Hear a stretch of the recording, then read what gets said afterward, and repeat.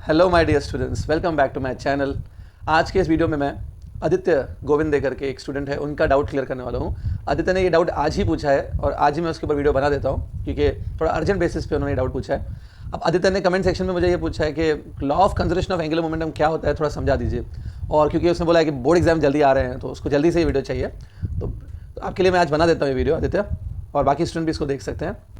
तो आदित्य का डाउट यही है कि law of conservation of angular momentum जो टॉपिक है रोटेशन मोशन के अंडर आता है, तो law of conservation of angular momentum explain कर दो कैसे होता है, ठीक है, बोर्ड के हिसाब से। तो आज वही करेंगे। तो topic of today's discussion will be law of conservation of angular momentum. Students, सबसे पहले ये लॉ डिस्कस करने से पहले मैं ये बता देता हूँ कि लॉ आप समझ सकते हो, लेकिन सबसे पहले आपको एंगुलर मोमेंटम क्या होता है वो पता होना चाहिए। अब एंगुलर मोमेंटम अपने आप में एक सेपरेट टॉपिक हो सकता है। मैं अज्यूम कर लेता हूँ कि आपको एंगुलर मोमेंटम तो मालूम है, you just want law of conservation of angular momentum, right. तो लेट्स अज्यूम दैट आपको एंगुलर मोमेंटम के बारे में मालूम है, तो you must be knowing that angular momentum of a single particle, angular momentum of a single particle about some fixed point. बिना fix point के एंगुलर मोमेंटम नहीं निकाला जा सकता है, किसी फिक्स पॉइंट के अराउंड आप निकाल सकते हो।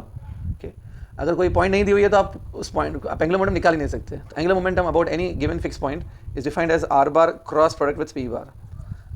और अगर कोई पार्टिकल नहीं है, पूरी की पूरी बॉडी है, body is a collection of particle, तो अगर उस बॉडी का एंगुलर मोमेंटम निकालना है तो angular momentum of a body is given bye I times omega. तो ये आई होप आपको फॉर्मूलाज मालूम है एंगुलर मोमेंटम्स की, ठीक है।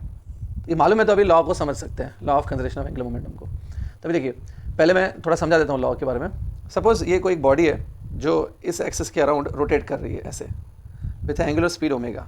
अभी बॉडी कोई टॉप भी हो सकती है, भंवरा जिसको आप बोलते हो, ये अर्थ भी हो सकती है, कोई भी बॉडी है जो रोटेट कर रही है, ये फैन भी हो सकता है, ठीक है। तो ये कोई बॉडी है जो रोटेट कर रही है, okay, with a moment of इसका मोमेंट ऑफ इनर्शिया जो है अबाउट दिस गिवन एक्सिस, ये लेट्स से आई, ओके। तो आई और ओमेगा को अगर तुम मल्टीप्लाई कर दोगे तो आपको angular momentum of this body मिल जाएगा अबाउट अ गिवन एक्सिस। तो angular momentum of this body is I of this body into omega, right. अब देखो, अगर आपने क्या किया, इस बॉडी के ऊपर सपोज कोई फोर्स लगा दिया ऐसे, ये फोर्स जो वो एक्सिस से अवे लगा दिया, इस फोर्स का जो एक्सिस से डिस्टेंस है, इट्स आर बार डिस्टेंस है, ठीक है। तो आर डिस्टेंस पे फोर्स लगा दिया, तो मतलब आपने क्या किया, इस बॉडी के ऊपर टॉर्क अप्लाई किया है, you apply torque on it. जब किसी रोटेटिंग बॉडी पे अगर तुमने टॉर्क लगा दिया तो ये देखा जाता है कि टॉर्क लगाने से जो ओमेगा है ना, इसका एंगुलर स्पीड जो है ओमेगा, एंगुलर स्पीड चेंज हो जाता है। जब आप इस किसी बॉडी के ऊपर टॉर्क लगाते हो, सोचो ये आराम से अपने आप रोटेट हो रही थी, आपने सडनली इसके ऊपर फोर्स लगा दिया अवे फ्रॉम एक्सिस, मतलब टॉर्क लगा दिया, तो उससे क्या होता है, ओमेगा इसका चेंज होता है, ठीक है। अब समझ सकते हो, अगर ये ओमेगा चेंज होगा तो एल भी चेंज होगा, एंगुलर मोमेंटम भी चेंज होता है। तो यस, टॉर्क लगाने से एंगुलर मोमेंटम चेंज होता है।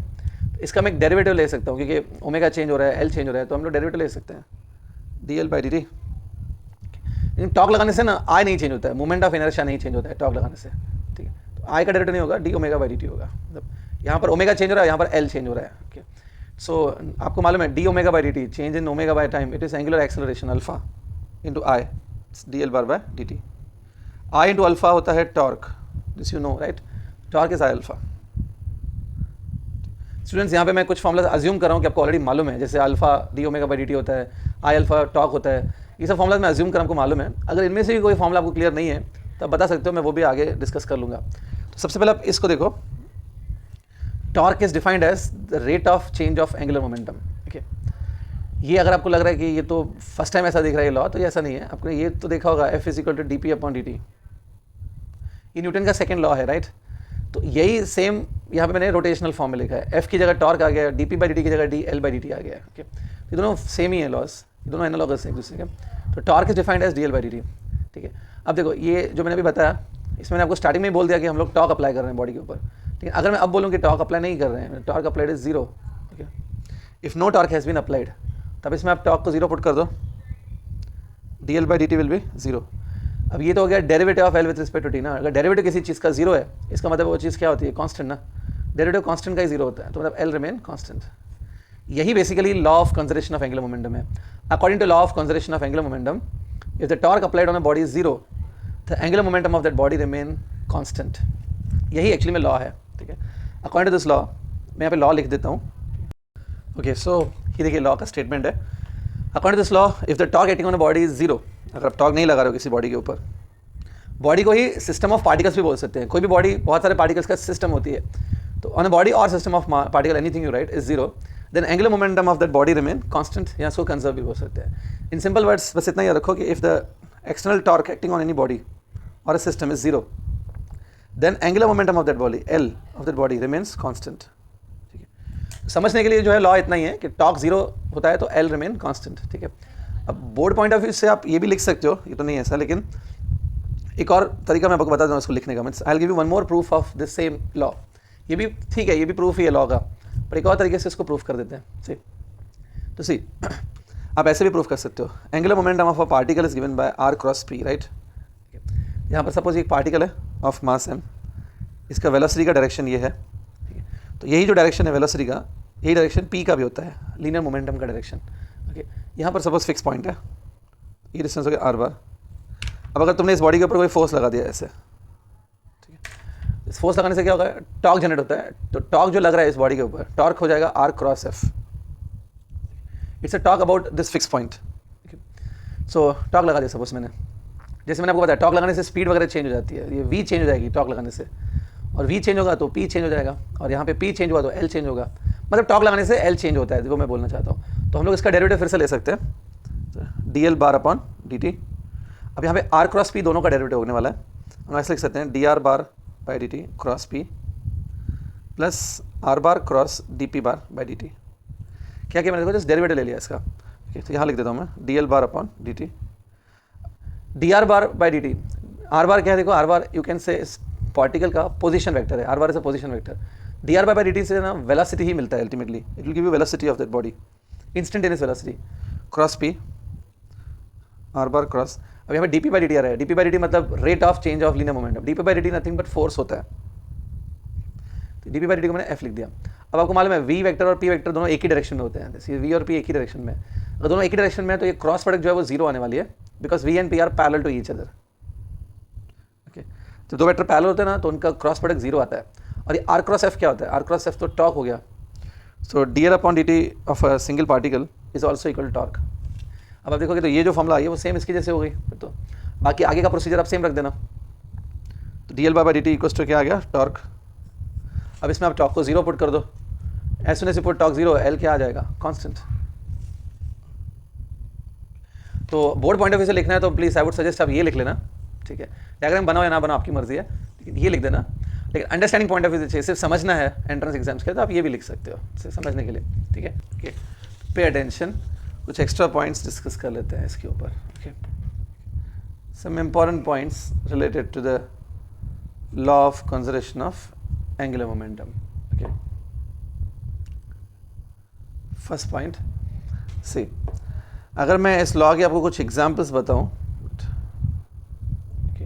Where this law is applicable, तो इसका सबसे पहला एग्जांपल ये होता है कि बैले डांसर्स या जो बैले डांसिंग है उसमें ये यूज़ होता है. I am sure you have little bit idea of ballet dancing.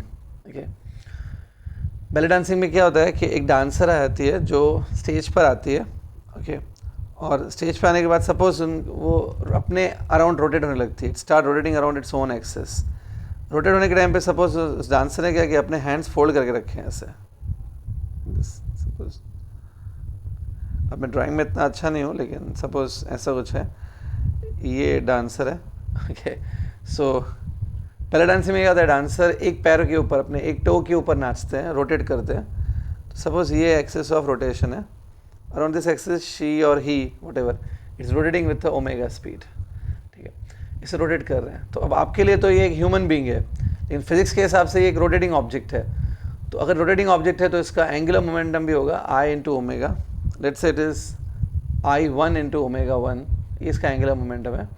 अब रोटेशन के टाइम पे क्या होता है, रोटेट करते हुए suppose she is rotating, she और ही वटेवर, और रोटेट करने के टाइम पे इसने क्या किया, अपने हैंड्स को ऐसे ओपन आउट कर दिया. हैंड्स को ऐसे ओपन कर दिया.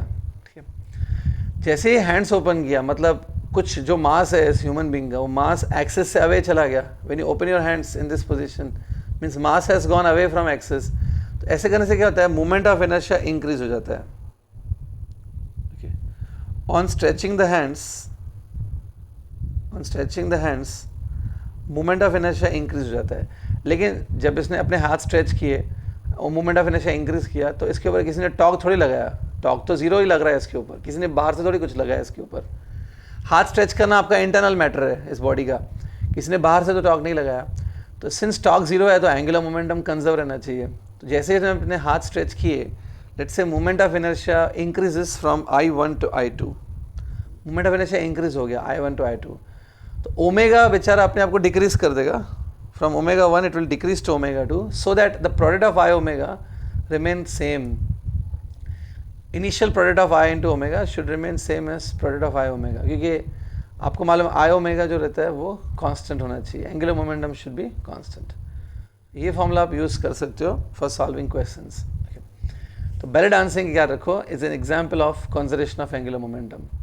अब देखिए ये जो मैं आपको फोटो दिखा रहा हूँ इसको ध्यान से देखो, इसमें भी एक जो पर्सन है ध्यान से देखो, ये अपने हाथ स्ट्रेच कर रहा है। तो जब ये अपने हाथ स्ट्रेच करेगा, ठीक है, तो मोमेंट ऑफ इनर्शिया बढ़ जाता है और इसका ओमेगा कम हो जाता है, रोटेटिंग ओमेगा। और जब अपने हाथ को ये फोल्ड कर लेता है, हाथ को फोल्ड करने पर मोमेंट ऑफ इनर्शिया डिक्रीज हो जाता है और ओमेगा इंक्रीज हो जाता है। ये जो वीडियो है जिसका मैंने आपको ये स्क्रीनशॉट दिया है, ये वीडियो का लिंक मैं आपको डिस्क्रिप्शन में दे देता हूँ, इसको देख लो। इसमें बैले डांसिंग के जैसा ही ये आदमी परफॉर्म कर रहा है। इसमें आप क्लियरली देखिएगा कि जब पर्सन हाथ स्ट्रेच कर रहा है तो ओमेगा कम हो जाता है, मोमेंट ऑफ इनर्शिया बढ़ जाता है इसलिए। तो इस वीडियो को आप देख लेना, मैं लिंक डिस्क्रिप्शन में डाल देता हूँ। ओके।